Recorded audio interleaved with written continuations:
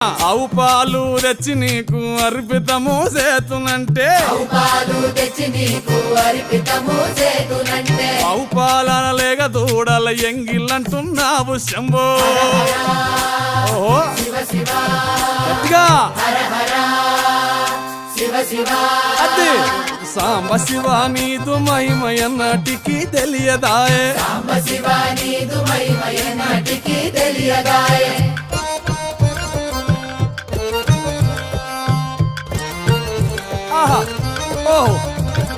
తుమ్మి పూలు తెచ్చి నీకు తుష్టుగా పూజింతునంటే కొమ్మ కొమ్మన కోటి తుమ్మెదలెంగిలంటున్నావు శివ.